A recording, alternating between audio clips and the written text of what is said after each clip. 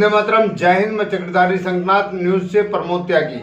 अगर किसी को देश और जनता के हित में सच सुनना पसंद ना हो तो कृपया करके उनके लिए हमारी ये वीडियो नहीं है। उत्तर प्रदेश में सभी पार्टियों ने अपने अपने कैंडिडेटों की लिस्ट जारी कर दी। भारतीय जनता पार्टी ने अपनी लिस्ट में अभी 172 नाम डिक्लेयर किए हैं। वहीं समाजवादी पार्टी ने 29 यानी कि 29 नाम डिक्लेयर, बहुजन समाज पार्टी ने 4 नाम डिक्लेयर किए और कांग्रेस पार्टी 40 नाम।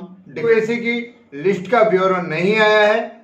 और वहीं समाजवादी पार्टी के साथ में एनसीपी गठबंधन करने के लिए जा रही है, उसका समर्थन करेगी।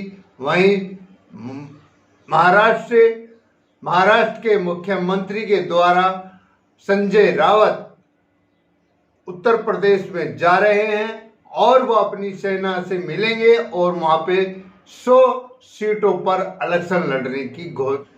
उत्तर प्रदेश में नेताओं की फेरबदल पूरे जोरों शोरों से है, जैसा कि पहले से होता हुआ आया है।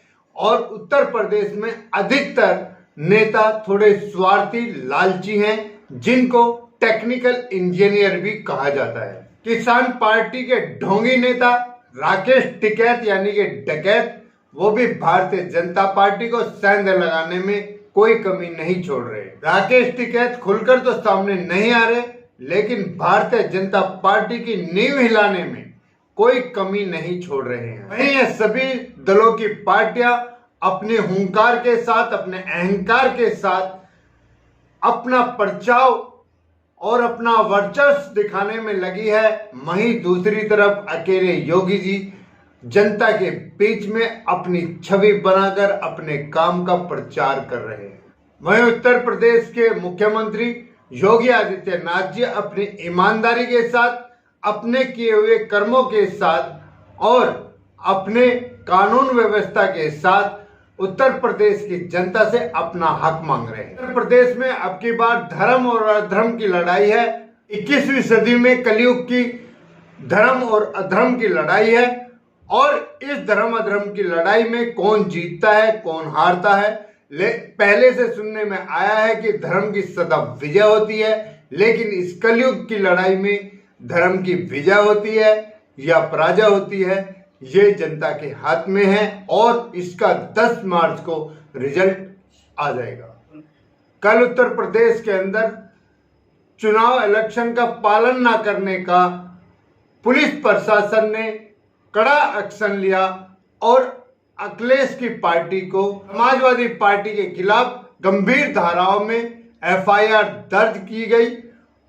यह इसलिए हुआ कि समाजवादी पार्टी में भारतीय जनता पार्टी से गए हुए नेता का समाजवादी पार्टी बड़े धूमधाम से पूरे जश्न के साथ उनका आगमन कर रही थी और एक बड़ी रैली उन्होंने करने का मन बनाया था और वो कर रहे थे। समाजवादी पार्टी अपने गए हुए प्यादों को वापसी पाने के चक्कर में यह भी भूल गई कि ओमिक्रॉन कोरोना का माहौल है और इस तरह की रैली निकालना अपराध है और जिसको चुनाव आयोग कभी भी स्वीकार नहीं करेगा। माना कि हमने ये अपना वर्चस्व बना के रखे हुए हैं, लेकिन इतना भी नहीं अहंकार करना चाहिए था समाजवादी पार्टी को कि सारे कानून नियम ताक पे रख दिए जाए। इनके आने के बाद मतलब अपने आप को भी भूल जाए और इस तरह की रैली उनको ये भी ध्यान में नहीं रहा कि ओमिक्रॉन कोरोना वायरस का पूरी तरह से आक्रमण जारी है।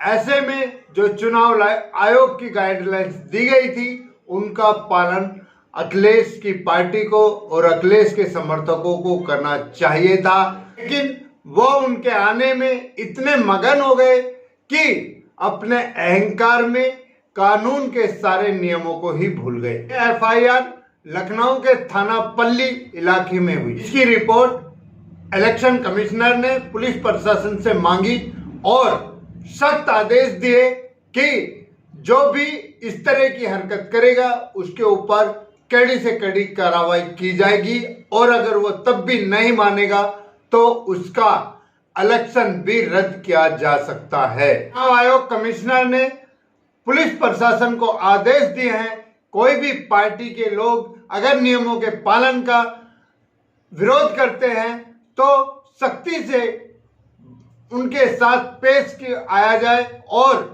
ज्यादा जिद करे तो उनकी पार्टी को भी बर्खास्त किया जा सकता है। ओमिक्रॉन की महामारी का बुरी तरह से तांडव मचा हुआ है और इसमें बड़ी सावधानी के साथ सारी पार्टियों को इलेक्शन करना है और जो भी पार्टी इलेक्शनों के बीच में नियमों का पालन नहीं करती है उस पार्टी के ऊपर या तो कड़ा एक्शन होगा, हो सकता है कि पार्टी भी बर्खास्त की जा सकती है।